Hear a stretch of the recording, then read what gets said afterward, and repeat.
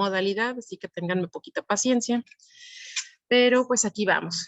Como decía el doctor Cela, ya estuvimos leyendo sus ensayos y les quedaron, yo pienso que algunos puntos importantes o al menos la idea principal bastante clara. Entonces vamos a iniciar, vamos a repasar con el concepto de sexo. ¿Alguien podría recordarme o decir qué piensa que es sexo?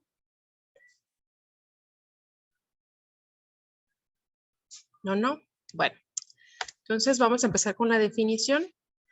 Es la definición sexológica, que son los aspectos biológicos genéticamente heredados que colocan a un individuo de una especie en algún punto de una línea continua que vendría siendo esta, en cuyos extremos se encuentran individuos complementariamente reproductivos. ¿Ok? Entonces, esta sería la línea continua en la que los individuos nos colocamos en algún punto.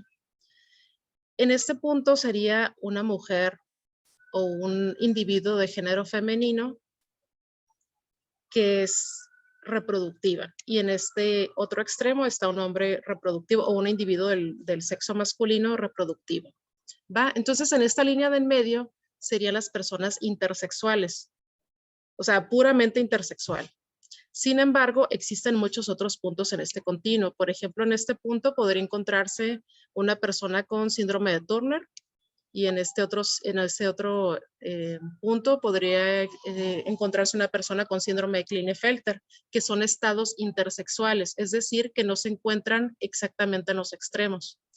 Por decir, también una niña que no ha menstruado, que no se encuentra reproductiva, podría situarse casi aquí.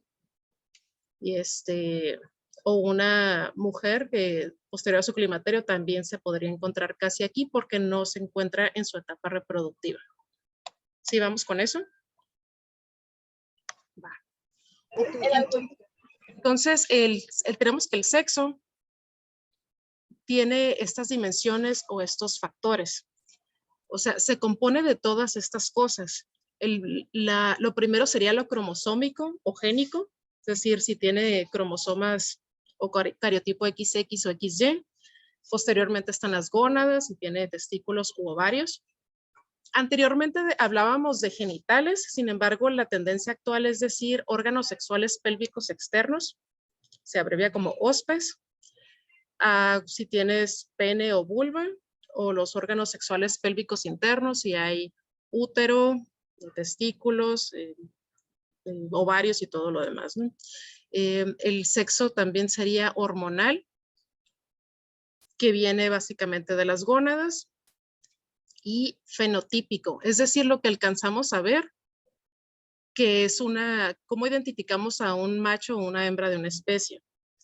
Porque habría que recalcar que lo correcto, si estamos hablando de sexo específicamente, si le queremos llamar a una persona por sus órganos sexuales pélvicos externos, es macho o es hembra. ¿Sí? No estamos muy acostumbrados a llamarle así a las personas, pero si te quieres referir únicamente a sus órganos sexuales pélvicos externos, es hembra o macho.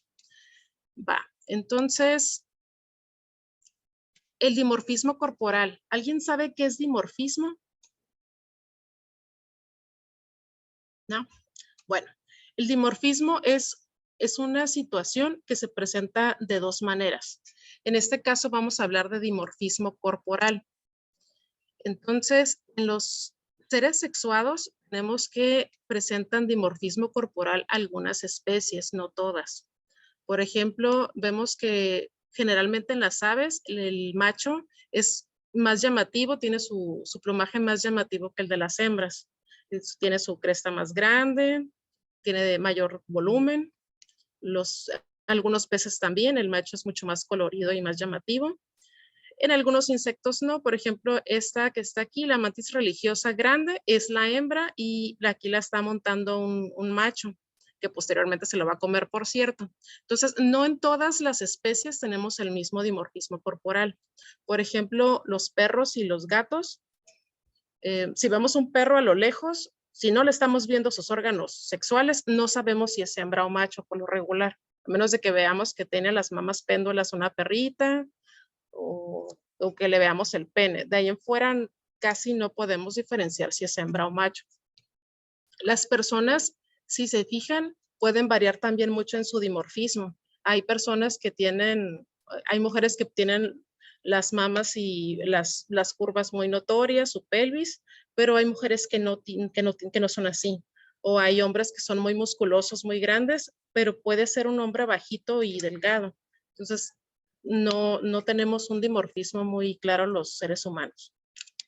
O, por ejemplo, o sea, hay mujeres que las puedes diferenciar claramente por su maquillaje, la ropa, etcétera, pero si le cortas el cabello, le quitas el maquillaje y le pones un costal de papas, a veces no sabes qué es, ¿va? Ok, entonces ya hablamos que el sexo básicamente es algo biológico, ¿sí? Decir que el sexo es biológico prácticamente va a ser un pleonasmo. Muy bien, entonces ahora vamos con el género, que son los atributos que histórica, social, culturalmente y geográficamente se le han asignado a hombres y a mujeres. Este concepto, o sea, llamarle género a las cosas ya existía, pero el concepto en cuanto a sexología es un término de ciencias sociales y fue introducido por el antropólogo John Money en 1955. Entonces es un término relativamente nuevo.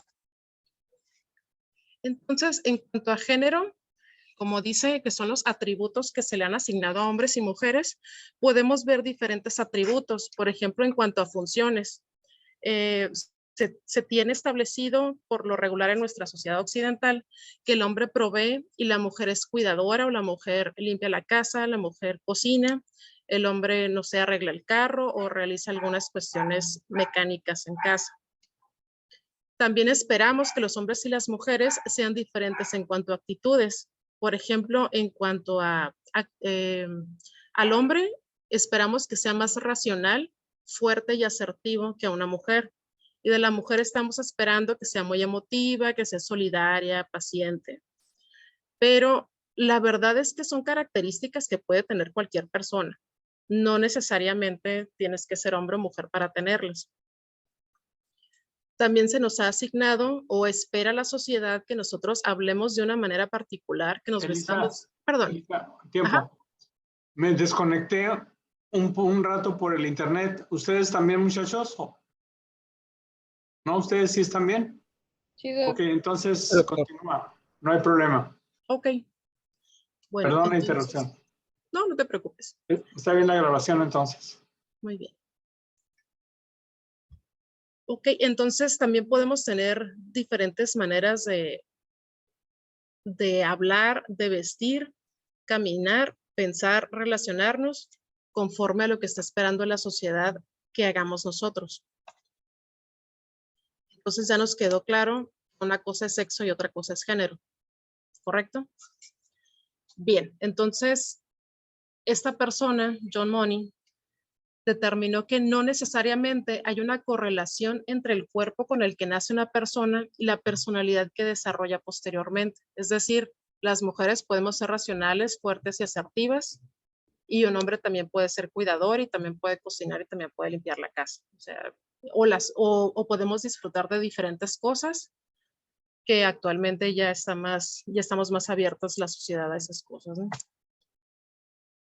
Ahora, en cuanto a género, también hay otras definiciones. Una de ellas es la expresión de género, que es la manifestación externa, los rasgos culturales que van a identificar que una persona sea masculina o femenina. Y esta es la clave, ¿eh? Que sean considerados por una determinada sociedad en un momento histórico determinado. Es decir, ahorita estoy sentada aquí en Mexicali en el 2022. Sin embargo, si me echas 300 años atrás aquí en México, no sé, yo creo que me linchan, ¿no? Porque traigo pantalones, no traigo maquillaje, no es lo que están esperando de una mujer hace 300 años, ¿va? Es más, ni siquiera estarían esperando que esté dando una clase, para empezar. Entonces, eso sería una expresión de género en una determinada sociedad o en una época determinada. Por ejemplo, aquí en México se infartan si ven a un hombre con falda pero en Escocia parece que es muy masculino. Es más, si me invita por un café, yo no tengo ninguna objeción por ir al café así con la falda, no me quejo. Y pues a los adolescentes les están gustando mucho la cultura pop coreana. En lo personal no es de mi agrado, pero pues ahora sí que es una expresión de género. Acá estamos viendo unas características que en nuestra cultura se considerarían como femeninas. Estamos viendo rasgos muy delicados, incluso están utilizando maquillaje, ¿va? Entonces, esto es aceptado en esta época determinada en Corea y es el boom, ¿no? Esta sería una mujer en una tribu africana que básicamente, bueno, al menos en lo personal, yo no alcanzaría a percibir si es hombre o mujer, o si es macho o es hembra, pero decía la bibliografía que era una mujer y así es como se expresan el género femenino en esa cultura. Ok, entonces tenemos el término tanto que está de moda, ¿no? Lo del constructo social. Y ya estamos hasta el gorro del constructo social. Sin embargo, pues se aplican algunas cosas y en otras no. Pero sí, ¿qué es un constructo social para empezar? Es un artefacto o cualquier cosa que no existe en la naturaleza, ¿va? Entonces, ha sido inventado o construido en una sociedad por sus participantes para hacer que esta sociedad funcione, que sus integrantes se relacionen de una manera funcional. Entonces, esto no es particularmente propio de los humanos. Por ejemplo, las hormigas o las abejas también tienen sus constructos sociales. No tienen la conciencia que tenemos nosotros, sin embargo, tienen su estructura social y así funciona.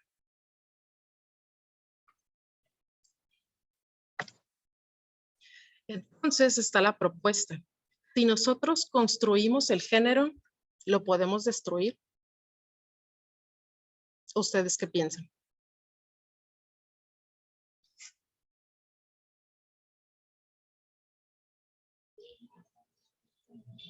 Vengan, chamacos, participen. Venga, Lolis, da tu opinión. Pues yo digo que sí, o sea, si se puede construir, también se puede desconstruir. Es una propuesta muy interesante por parte de una filósofa, es una feminista filósofa que se llama Judith Butler, ha hecho sus principales estudios en cuanto a género y es una propuesta por parte de ella. Sin embargo, existen diferentes propuestas respecto al género y tomé otra que es de la comunidad intersexual.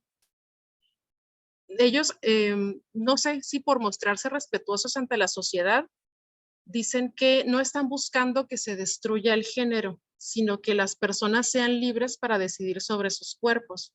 Es decir, que ellos sí respetan que una persona se pueda identificar como mujer, hombre o no binario, pero que simplemente haya una libertad sin la necesidad de destruirlo o de abolir el género. Ok, entonces están los estereotipos de género también. De repente estos términos pueden ser muy confusos o los podemos utilizar indiscriminadamente si no sabemos cómo está el asunto. Pero los estereotipos de género es un conjunto de ideas en el que las personas pueden explicar el comportamiento de hombres y mujeres, cómo deben comportarse y los papeles que deben desempeñar en el trabajo. Ojo, o sea, se los están imponiendo, los están asignando. Entonces, ese básicamente, y lo han escuchado, es un discurso biologista. Este discurso está naturalizando los estereotipos de género. Es decir, mira, sabes que eres hombre, tienes testículos y tienes pene, no hay de otra más que te tienen que gustar las mujeres y no hay de otra más que te tienes que vestir, pensar, comportarte y relacionarte de una manera específica. ¿Va? Entonces, están imponiendo una manera de ser de las personas con los estereotipos. Ahora vamos con la identidad de género. Ya la leyeron por ahí. ¿Alguien la recuerda? Si la leyeron, la vi en sus ensayos por ahí. Mariana. ¿No te acuerdas, Mariana? ¿Tú? Bueno, se lo resumo. Es la sensación íntima de una persona de ser hombre o mujer. Y yo le agregué de o ninguna o ambas. porque este concepto ya tiene rato. Entonces, de hecho, esta persona, Juan Luis Álvarez Gallo, que es el padre de la sexología mexicana, introdujo muchos términos, sin embargo ya falleció, entonces no los ha podido actualizar. ¿Va? Entonces... Doctora, Ajá. entonces ahí entraría lo que es el género fluido, cuando dice que son ambas. Sí. Cuando especifico que o ninguna o ambas o... Sería no binario y género fluido. Uh-huh. Como la persona se sienta básicamente, es la sensación íntima de una persona de ser o no ser, ¿no? Entonces, por allá en 1968, un psicólogo que se llamaba Robert Stoller, él fue quien observó que no necesariamente el sexo biológico no necesariamente estaba determinando la manera de ser una persona, sino que también el estar inmerso en una cultura le podría crear algunas diferencias. Por ejemplo, pues por eso tenemos una cultura y una estereotipos y demás cuestiones de género diferentes entre las diversas culturas. De hecho, sí se han hecho experimentos sociales en bebés, donde, por ejemplo, agarran un bebé de X género o X sexo, le ponen ropa rosita y automáticamente la gente la empieza a tratar muy suave y muy cariñosa porque piensan que es una niña. Pero si lo visten de azul o con ropa que se piensa que es masculino, lo empiezan a tratar como de más fuerte. Hay tratos diferentes en cómo tratamos también a los niños. Entonces, esta persona decía que esta identidad de género puede ser algo multifactorial y personal. Pero aquí algo importante. Dice que se establece neurológicamente entre los 12 y 36 meses de edad y esta idea la tienen diversos autores. Entonces les voy a pedir que nos remotemos a cuando teníamos aproximadamente entre 3 y 5 años. Recuerden cuando estaban en el kinder. ¿Sí? ¿Se ubican? Okay. Más por algunas fotos que tengo por ahí, pero de memoria está difícil. Es el dimorfismo cerebral, no tienes muy buena memoria.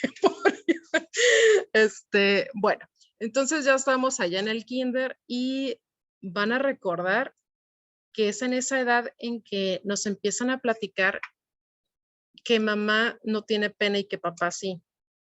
O que nos empezamos a fijar algunas diferencias. Por ejemplo, oye, ¿por qué los niños hacen parados en el baño y por qué las niñas hacen sentadas?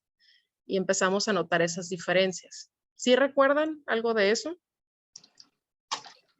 Sí. Ok. Entonces, si también recuerdan algo de eso, ustedes ya tenían una identidad de género. Es decir, ustedes ya tenían la certeza si eran niñas o si eran niños, ¿va? Sin necesidad que les explicaran de los órganos sexuales. ¿Sí recuerdan eso? Muy bien. Entonces, es aquí una edad clave que puede representar un shock para las infancias trans. Es decir, bueno, les voy a platicar una experiencia de un profesor que tuve la fortuna de que me compartiera esta experiencia pues ahora sí que de viva voz. Mi profesor es un hombre transexual, entonces nos platicó cuando él empezó a ir a la escuela. Entonces él dice que él siempre se sintió un niño. Entonces llega a la escuela, le ponen falda y dicen las maestras, oye, aquí va a haber una fila de niñas y otra de niños. Entonces él va y se forma con los niños. Y le dijeron, oye, no, es que tú no vas aquí, tú vas con las niñas, tú eres niña. Y dice que él se quedaba así como, o sea, yo no soy eso. Dice que le causaba tanta confusión que la gente pensara que él era una niña. Cuando no las volteaba a ver a las niñas, se le hacían bonitas y todo, pero no le representaba lo que él era. Dice que, bueno, a fin de cuentas se terminó yendo a la fila de las niñas por seguir los usos y costumbres. pero que había una situación que no le cuadraba. Posteriormente llenó todo la libreta de reportes porque no le gustaba ir en falda, se llevaba pantalón. Entonces, las infancias trans, esa es una cuestión como médicos. O sea, incluso el pediatra no se salva de ver alguna situación así, ¿no? La importancia que es respetar la identidad de género de una persona. Porque es cómo se vive la persona. Y aquí está la definición, es la manera en que la persona se percibe a sí misma. Para esto no necesita permiso de nadie, así se percibe la persona.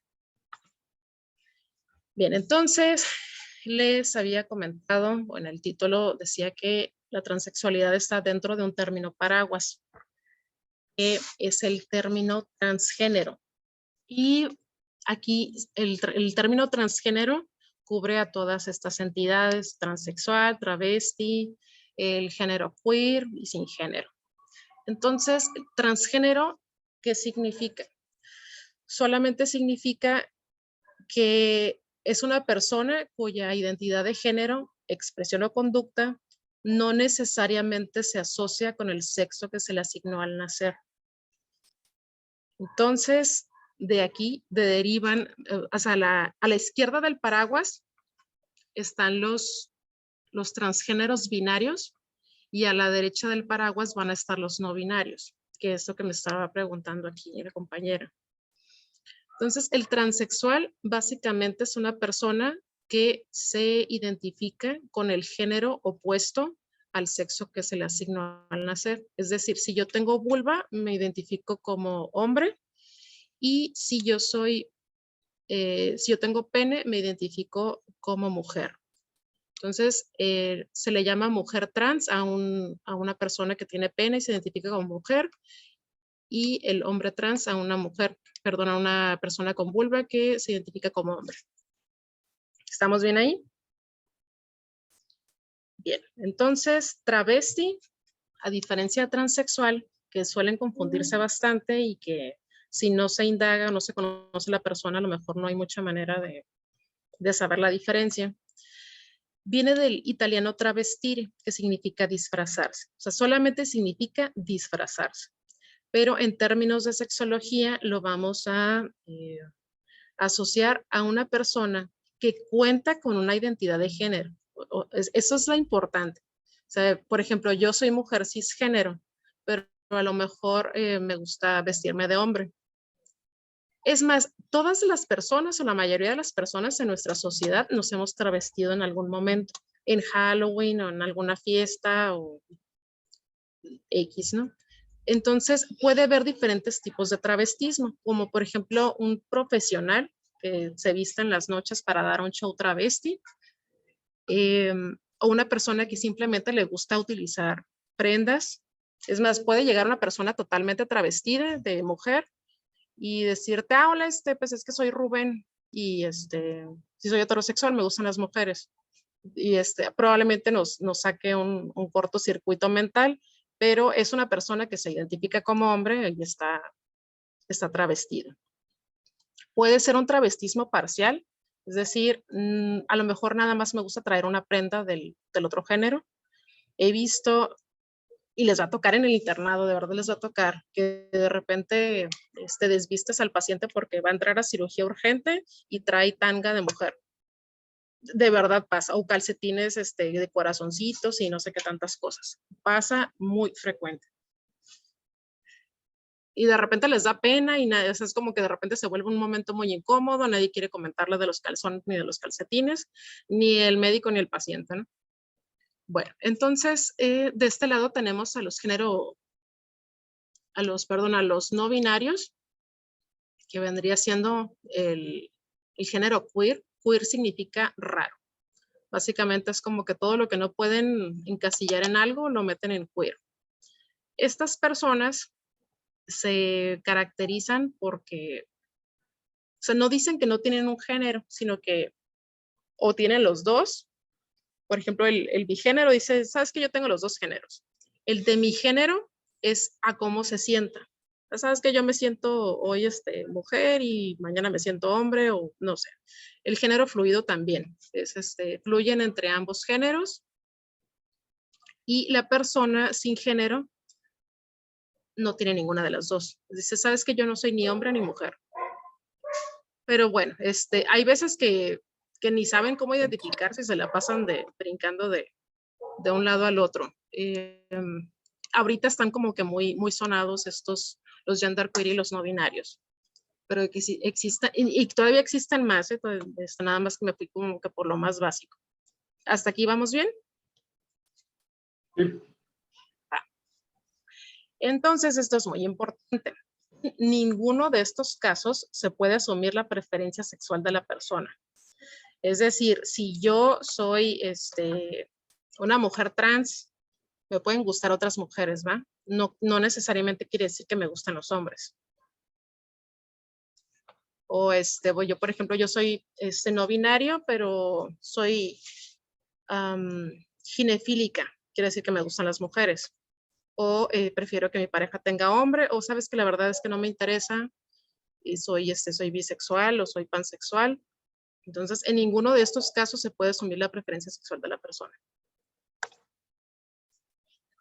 Muy bien, entonces vamos a remontarlos a los antecedentes históricos. Aquí vamos a platicar un poquito de la película. Entonces, antes de que existiera el término de transexualidad, porque es bastante moderno, ahorita lo vamos a ver, empezó en la historia antigua. Los historiadores tienen muchos datos de personas que no se identificaban con el sexo que se les asignó al nacer. Uno de los casos sonados de los historiadores era un emperador romano que se hacía llamar Elagabalus. Él se caracteriza porque fue emperador súper joven, era un adolescente, reinó, su imperio duró como 4 años nomás, pero se caracteriza porque hubo muchos escándalos sexuales, porque él pedía que le hablaran, o más bien, o ella pedía que le hablaran como si fuera una mujer. Y empezó a vestirse con lo que en aquella época y en aquel lugar se consideraba femenino. Empezó a utilizar prendas femeninas y para no hacerles el cuento largo, sí eran transfóbicos y lo terminaron matando y lo tiraron a un río. ¿Va?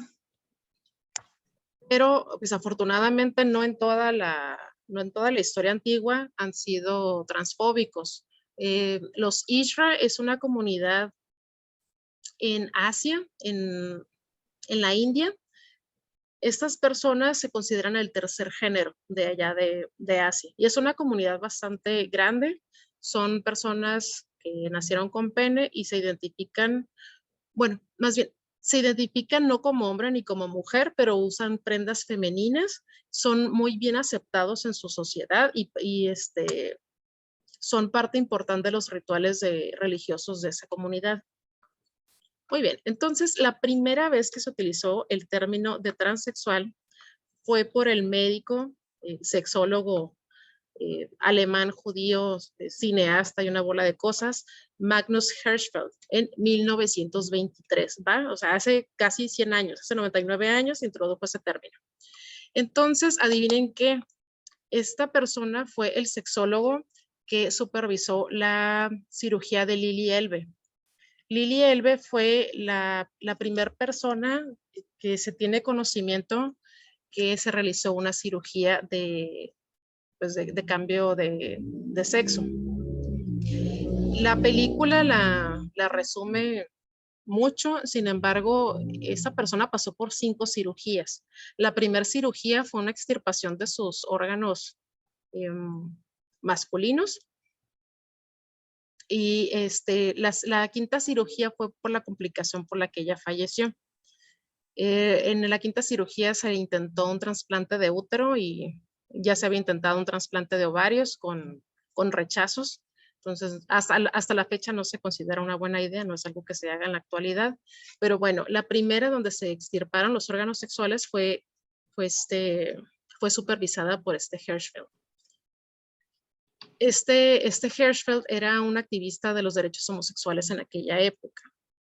En aquella época, pues, o sea, les digo, es la primera vez que se habla de transexualidad ya se conocía a los travestis, pero había mucha confusión al respecto. Les llamaban pervertidos y demás, ¿no? Entonces, él es Hirschfeld. Y fíjense bien, o sea, ya casi 31 años después se introdujo el término, porque el término fue acuñado por Hirschfeld, pero fue introducido científicamente por Harry Benjamin, quien era médico también, nada más que él era endocrinólogo, ya lo introdujo como término científico. La historia de Harry Benjamin también fue muy importante en la transexualidad, sin embargo, la verdad le robó bastante el crédito a Hirschfeld. Harry Benjamin era endocrinólogo y fue consultado por Kinsey, que es el padre de la sexología moderna. Kinsey lo aborda y le dice, ¿sabes qué? Es que tengo una persona que es hombre, pero desea ser mujer. Y no es una persona travesti, es decir, o sea, él pensó o él identificó que realmente se sentía como una mujer. Entonces él acudió a Harry Benjamin y fue cuando se empezaron a hacer los primeros tratamientos hormonales para cambio de sexo. Siguió tratando muchos pacientes. De hecho, hicieron un Instituto Internacional de Disforia de Género con su nombre. Y actualmente continúa este instituto, solamente que ya no se llama como él, y es la Asociación Profesional Mundial para la Salud Transgénero. Pero como les estaba comentando la vez pasada, antes de que todo esto pasara, ya habían intentado modificar algunas cuestiones cerebrales, porque algunas personas pensaban que algo estaba mal en la cabeza, ¿no? Entonces había que cambiar eso que estaba mal en la cabeza por medio de lobotomías. Sin embargo, por mucho que lo intentaran, las personas no cambiaban de identidad de género, por lo cual estas personas, tanto Hirschfeld y Harry Benjamin, optaron por la opción de modificar el cuerpo para que fuera congruente con la mente de la persona. Y también fue como una cuestión humanista, ¿no? Entonces, estadísticamente hablando, es difícil establecer estadísticas en cuanto a transexualidad. Estaba esta estadística de que por cada 37,000 nacidos machos había una mujer transexual y por cada 107,000 hembras nacidas había un hombre transexual. Por lo que se ve una clara diferencia entre más mujeres transexuales que hombres transexuales. En México, según los datos del INEGI 2020, es menos del 5%, o sea, le atribuyen un 0.2% a los hombres trans y otro 0.2% a las mujeres trans. Pero les digo, es muy difícil establecerlo porque hay mayor prevalencia de transexualidad en algunas culturas y en algunos países. Por ejemplo, en España y en Tailandia hay mucho más prevalencia de personas transexuales.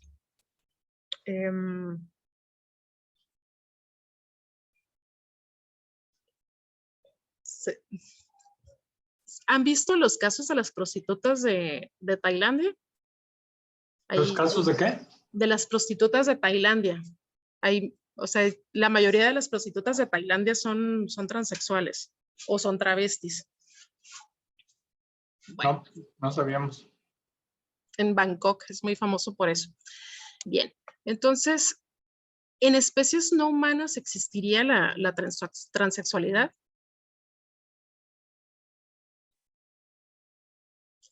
Bueno, se han visto que en algunas especies en las cuales sí se nota el dimorfismo sexual marcado y con conductas sexuales diferentes, hay individuos de esas especies que actúan como si pertenecieran al otro sexo. También se ha visto en los peces payaso que al no haber hembras o al haber alguna situación de estrés, el macho se vuelve hembra. Y hay una especie de serpientes que van todas juntas, ay, no me acuerdo cómo se llaman, pero van todas juntas las serpientes y hay algunas de ellas que son machos y fingen que son hembras para ¿cómo se llama? Pues tener relaciones sexuales con los otros machos. Entonces, bueno, de estos datos, ¿cuál piensan ustedes que sería la causa o la etiología de la transexualidad? Tal vez alguna disfunción hormonal durante el desarrollo embrionario. Por ahí más o menos, por ahí más o menos vas. Se piensa que que es una cuestión cerebral, ¿cómo se llama? En cuanto a la diferenciación cerebral, que sí hay alguna diferencia, más bien que no haya una diferenciación adecuada hormonalmente, ya que se ha identificado que la identidad de género se establece por cuestiones hipotalámicas. Entonces, sí, y va tan sencillo como reconocer nuestras partes del cuerpo. O sea, los bebés empiezan a ver sus manos, a ver sus pies e identificarse ellos mismos, a verte en el espejo, identificarte. Entonces se cree que en este mismo proceso no les cuadra su cuerpo y su sexualidad. Y sí, algunas de las hipótesis son genéticas y algunas son hormonales, por lo mismo que les estaba comentando de que hay mayor prevalencia en algunos lugares culturales, perdón, en algunos lugares geográficos y en algunas culturas. Ok, entonces, ¿será una enfermedad mental? Pues no. Ay, pero a los médicos nos encanta patologizar las cosas. Entonces, aparte, las personas tenemos un pensamiento dicotómico de por sí que nos ayuda a clasificar las cosas de una manera más fácil, ¿no? O es bueno o es malo, o es blanco o es negro. Y los médicos pensamos o está sano o está enfermo, ¿no? Entonces, pues ya cuando se introdujo como término médico, dijeron eso no es normal, entonces es una patología. Por allá en el DSM-4 todavía se encontraba como un trastorno de identidad de género. En el DSM-5 ya cambiamos algo, que es ya no están manejando el trastorno por identidad de género. Ojo, es una disforia de género, que es bastante diferente el trastorno de identidad de género que la disforia. La disforia se caracteriza del trastorno de identidad porque el problema en sí no es la identidad de género, sino la sintomatología que genera. Es decir, el malestar que me causa que no sea congruente mi identidad de género con mi cuerpo. Es más, Lili, eso es básicamente lo que tenía. Lili prácticamente es, prefiero morirme, pero que mi cuerpo coincida con mi mente. Esa podría ser una disforia de género. Entonces, lo que se está viendo ahorita es que no es una enfermedad mental per se, pero al tratarse de un estrés de minorías, estas personas sí son vulnerables a tener mayores trastornos mentales. Por ejemplo, trastorno de ansiedad y depresión, intentos suicidas o pensamientos suicidas, porque son personas que están marginadas o son discriminadas. O sea, hasta el 2018, digo, si consideramos que esto inicia en 1923, ya se despatologizó por parte de la OMS. Entonces, al no ser una patología, ahora es una condición. El CIE 11, que va a iniciar este 2022, ya no lo pone como trastorno de identidad de género, sino como una incongruencia de género y está clasificado dentro de las condiciones relativas a la salud sexual. Entonces, esta es la nueva tendencia. Entonces, cuando de repente escucho todavía médicos comentar o confundir la disforia de género con la identidad de género, sí, sí hay algo ahí que está un poquito atrasado. Bueno. Les quería comentar un poco sobre el protocolo. Este es el protocolo para el acceso sin discriminación a la prestación prestación de servicios de atención médica a las personas LGBTI con guías específicas. Está muy largo, tiene 80 y tantas páginas, entonces solamente me fui a la guía específica de la atención a las personas transgénero. Este protocolo, fíjense que se hizo en el 2017 y va a la tercera versión en el 2020.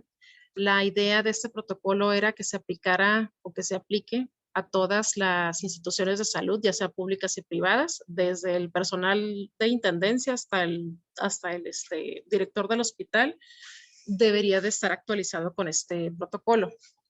Bueno, entonces la idea es de que todos los servicios de atención médica, la prestación sea bajo condiciones de igualdad, sin discriminación o cualquier otra circunstancia que atente contra la dignidad humana y tenga por objeto anular o menoscabar derechos y libertades que ya se chutaron ahí en el texto que les mandamos. Sin embargo, siempre tener presente que sí son personas vulnerables a tener algún trastorno mental debido al estrés de minorías que les estábamos comentando. Entonces, los prestadores de servicio deberán, de acuerdo al procedimiento, al protocolo, perdón, estar sensibilizados en el uso del lenguaje. Entonces, evitar juicios de valor. ¿Qué es un juicio de valor? Esto es bueno o es malo, o esto no debe de hacerse, esto es pecado. Siempre procurando respetar la identidad de género de los usuarios. Es decir, o sea, no mira, pues es que, mira, tú tienes testículos y eres mujer y sorry, ¿no? O sea, eso es lo que eres. Es un discurso biologista. Sensibilizarse para no prescribir tratamientos y o evaluaciones psicológicas o psiquiátricas a ninguna persona solo por su identidad o expresión de género. Ah, mira, ¿sabes qué? Es que tú eres transexual, se me hace que estás medio mal de la cabeza, entonces te voy a mandar con el psiquiatra, nada más por eso. ¿Va? O sea, sí se vale mandarlo si tú ya estás observando síntomas que realmente ameriten atención psicológica o psiquiátrica. Facilitar la presencia de parejas o personas de confianza en el consultorio. Eres trans, viene tu pareja contigo, adelante. O sea, es facilitar un ambiente de confianza para que puedan ellos hablar sobre su identidad de género, prácticas sexuales y demás cuestiones para que los podemos orientar adecuadamente. Sus exámenes periódicos no cambian de acuerdo a sus órganos sexuales. Si es un hombre trans, hay que revisar su control endocrinológico, sobre todo si es una persona que está llevando algún tratamiento hormonal. Hay que ver psicológicamente cómo está, psiquiátricamente, su control mamario, si es que todavía tiene mamas, y su papá Nicolau si todavía tiene útero. Muy bien. Y comentaban que los establecimientos, de acuerdo a su capacidad resolutiva, ojo, a la capacidad resolutiva, vamos a promover el acceso al tratamiento hormonal y servicios de salud mental a las personas trans que así lo soliciten. Es decir, es importante no prescribir o no sugerir tratamientos de cambio, reemplazo hormonal, cirugías, etcétera, si la persona no lo está solicitando. Porque hay personas que así gustan quedarse con su cuerpo y se debe respetar también. Dicen que estas situaciones se deben comentar con el comité de bioética del hospital. La otra vez le eché una revisada, pero no hablaba nada de eso. Lo que me habías mandado no vi nada de eso. Muy bien. Y ya nada más ya para terminar, les quería comentar que existen 2 clínicas de atención integral a la sexualidad para las personas transgénero en México. Una se encuentra en Guadalajara, que es el Hospital General de Occidente, y el otro es la Clínica Condesa, que se encuentra en Ciudad de México. Estas clínicas tienen el objetivo de reducir los daños porque las personas se autoprescriben ya sea tratamientos hormonales o incluso reemplazo, más bien quitar órganos sexuales. Hay mujeres transgénero que se han tratado de mutilar el pene. Entonces es para evitar estas situaciones. También identificar y tratar los problemas de salud mental comunes, incluyendo los trastornos mentales o también metabólicos por las hormonas, y también facilitar el acceso a los servicios de prevención y atención para la población con alta prevalencia, que son más vulnerables a VIH. Y me gustó mucho esta frase, que también me acordé cuando lo vimos en neuroética, que es la biología nos influye, pero no nos determina. Y me causó mucha frustración porque no encontré de quién era, pero lo escuché en alguna de las clases y dije, de todos modos la voy a poner. Y pues, bueno, aquí están algunas de las referencias que utilicé y eso sería todo. Ok, muchas gracias, Elisa. Excelente presentación. Gracias a Muy agradable, digo, muy interesante. Si se acuerdan, les he platicado algo del señor Sapolsky, el biólogo naturalista que investigó mucho a los monos, y él habla mucho del desarrollo sexual embrionario, y habla pues como la influencia de la testosterona y las hormonas en la determinación del género del. Entonces es posible que tenga mucho que ver con esto, ¿no? Les he recomendado. También, no sé, Elisa, si tuviste la oportunidad de ver el video del psiquiatra de neurología cuando habla de las diferencias del cerebro del hombre y de la mujer. También habla de estas influencias, ¿no? Y habla mucho de esto. Sí, se explica mucho embriológicamente, pero no quise entrar en tanto rollo. Sí, claro. Me gustaría escuchar opiniones y comentarios de los muchachos, saber si tienen alguna duda o que quieran decir. Cric, cric. De pantalla. A ver, comentame muchos comentarios, preguntas. Sin duda es algo lo que ustedes están viviendo ya mucho más intensamente. ¿Qué dudas les suscitan o qué comentarios les suscitan estas situaciones? A mí me gustó mucho la frase del final, de que la biología nos influye, pero no nos determina, porque pues sí es importante conocer pues las definiciones, los protocolos y todo eso, pero siento que también hoy en día es también importante tener una mente abierta a eso, a que no nos determina, pues a que ahí todavía tenemos muchas áreas que aprender, mucho que saber manejar, ser tolerantes, ser empáticos y pues es una realidad que ha sucedido desde hace mucho y que va a seguir sucediendo y lo tenemos que aceptar y lo tenemos que respetar y pues sí, o sea, tener en cuenta pues que todos son, como comentaba en mi reflexión, o sea, todos somos humanos, todos merecemos derechos, respeto, pues me gusta que hayan agregado esta clase al curso, porque pues sí nos vamos a topar con muchos, como comentaba la doctora, de que qué tal que te encuentres un paciente que tiene ropa interior del sexo opuesto, o sea, cómo llevar eso, pues, y como también como mencionaba, muchas de estas personas van a necesitar apoyo psiquiátrico, psicológico, pero más como pues por todo lo que han sufrido, la discriminación que han sufrido, así saber siempre pues cómo manejarlo, cómo hacer sentir a nuestros pacientes bien. Sí, yo he tenido algunas experiencias profesionales en el aspecto de que entro a hacer un ultrasonido a una paciente con nombre femenino y que es transexual, pero la verdad me quedo un poco congelado en el sentido de que no sé cómo tratarlo o tratarla. Ahora me queda claro que debo de tratarla con el nombre con el que se registró.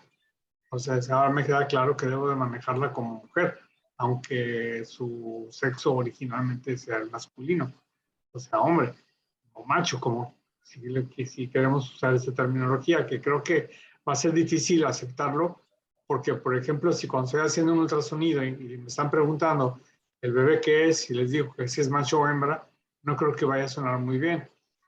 Yo tengo que decir qué sexo veo, o sea, yo tengo que decir masculino o femenino. Es Correcto, también. Sí, esta transición es difícil, por eso necesitamos hacer una sociedad más abierta, necesitamos tener una sociedad más amplia. Esa es la idea, eso es la idea, ¿no? Sin embargo, tenemos muchas trabas, tenemos muchas taras, tenemos muchos frenos biológicos que nos impiden abrirnos y aceptar esto como una situación normal. culturales, religiosas. La religión, pues ya hemos hablado de cómo las religiones monoteístas pues son predominantemente misóginas. Y esto pues ya lo traemos desde que estamos en la iglesia cuando nos dan las clases de catecismo y todo ese rollo, ¿no? Muy bien, ¿algún otro comentario? Venga, chicos. Hola, buenas noches. Hola, Yo tengo amigos. una duda. De la Venga. parte que estaba comentando la doctora hace rato, de la etiología, no me quedó muy claro entonces cuál es hasta ahorita lo que se tiene determinado por parte, digamos, del punto de vista médico, que serían como los factores para la etiología. No hay una etiología específica, solamente que apunta más hacia lo genético y lo hormonal en cuanto a la diferenciación embrionaria. Como comentaba el doctor, sí hay situaciones tanto hormonales o en cuanto a la diferenciación sexual del embrión que podrían influir, pero no hay una etiología clara. Una pregunta, Elisa. Perdón, mira, te quedó bueno, realmente no se puede responder claramente la pregunta, pero sí seguramente, como siempre, va a ser multifactorial, ¿no? Seguramente hay factores hormonales, hay factores de desarrollo del embrión, no dependientes de la madre, en fin, como siempre, las respuestas son combinadas, ¿no? Te quería preguntar, Elisa, ¿en el Seguro Social hacen cirugía de cambio de sexo? No, de hecho, fíjate que, y me dio mucha risa sarcástica, hasta este año, en junio, en el mes del Pride, el instituto en sus páginas sociales se colgó somos inclusivos y estamos todos capacitados en el protocolo. Y dije, caray, pues no nos vemos inclusivos. De hecho, nuestro sistema de recolección de datos todavía no considera otros géneros más que el hombre o mujer, que se supone de acuerdo al protocolo sí deberíamos de contar con ellos, pero no, solamente es por parte de Secretaría de Salud. Claro, ese cambio. En tu experiencia personal. No te alcanzo a escuchar.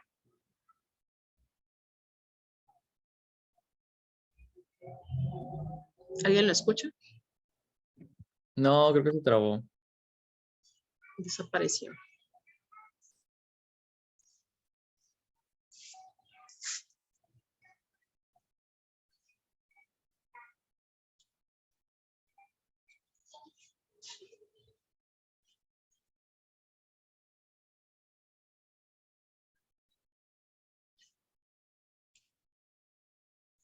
No regresa.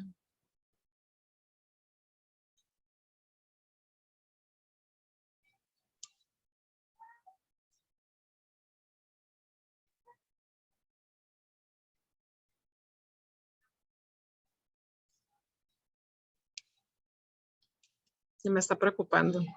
Ya regresó. Creo. Perdón, sí. En mi experiencia personal, ¿qué? Ahí me quedé. Sí, que si tú como profesional habías tenido alguna experiencia ya al respecto, que Sí. nos pudieras compartir. Sí, tuve, bueno, como ya les había platicado, soy especialista en medicina del trabajo. Entonces se acercó un hombre transexual que es policía para reclamar una enfermedad de trabajo por hostigamiento laboral por identidad de género. Entonces esta policía ya tenía 12 años trabajando como policía cuando se hizo su cirugía de cambio de sexo. Él siempre se identificó como hombre desde niño. Entonces, en la policía no es raro ver a algunas mujeres con características masculinas de acuerdo a nosotros, lo que nosotros vemos. Pero cuando esta persona ya se hace el cambio de cirugía, se hizo una mastectomía, se hizo este cambio hormonal, empezó a recibir un trato muy diferente. Incluso algunas cuestiones amenazantes a estar le pidieron incluso su expediente médico del cambio de sexo, le empezaron a hacer preguntas de su vida sexual, empezaron a acosar. Está casado con una mujer, él se considera un hombre heterosexual. Bueno, entonces esta situación condicionó un trastorno mixto de ansiedad y depresión, incluso un síndrome de estrés postraumático, que efectivamente sí lo califique como una enfermedad de trabajo y es el primer caso en todo México que se ha calificado de acoso laboral por motivo de identidad de género. Ya se me fue otra vez.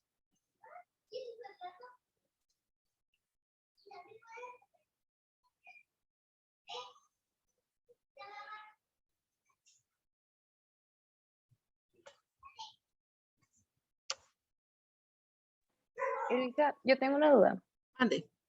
Aquí en México, ¿cómo ha evolucionado toda esa onda del cambio de género en menores de edad? Porque tengo varios conocidos que me han comentado de casos en Estados Unidos donde hay el cambio, pues, desde edades muy tempranas, pero es como decisión también influida por los padres y cuando ya están en el proceso del cambio, se dan cuenta que realmente el niño no se sentía o la niña no se sentía del género opuesto. O sea, así, ¿cómo se aborda aquí en México? Fíjate que eso viene en el protocolo. De hecho, se aconseja que se deje pasar el tiempo necesario para que el niño esté consciente. Y, por ejemplo, Encontré lo siguiente en la web. En las personas que son intersexuales también se da mucha esta situación de que a los papás les entra la curiosidad o la necesidad de ya clasificar a su hijo como niño o niña. Sin embargo, no se aconseja hasta que el niño ya tenga una edad más madura. Y, por ejemplo, si el niño no tiene una decisión, ya cuando está cercano a la pubertad, incluso se habla de algún tratamiento hormonal para retrasar los cambios de la pubertad para que esta persona esté segura al momento de la transición. Situaciones muy complejas. Sí, que se deben consultar con el comité de bioética. Sí, de ahí la importancia pues de tener esa mentalidad abierta y estar bien informados, ¿no? Sobre todo tener suficiente información y estar bien documentados. ¿Alguna otra pregunta, muchachos? ¿No? Bueno, pues debo decir que me siento muy orgulloso de que una exalumna participe con nosotros de esta manera, con este grado de autoridad. Me siento muy contento, muy satisfecho y de que aparte de que ahora sea mi amiga, desde luego, me siento muy, muy bien, muy contento al respecto. Yo me siento muy honrada. Gracias por el espacio. Los invito, muchachos, a que sigan ustedes este ejemplo de desarrollo, de profesionalismo y de información. Entonces, bueno, pues mañana les publico el tema, el libro, el artículo y la película que vamos a ver. Y si no hay ningún otro comentario, Lisa, luego te mando un diploma que inventaré para que lo puedas acreditar como parte de tu currículum en el curso de bioética como maestra participante, como ponente. Y si no hay nada más que decir al respecto, entonces, pues agradezco a todos su presencia. Elisa, muchas gracias. Seguimos en contacto.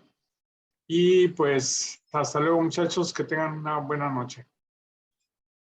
Buenas noches. Buenas noches, doctor. Gracias. Gracias. Gracias, buenas noches. Bye.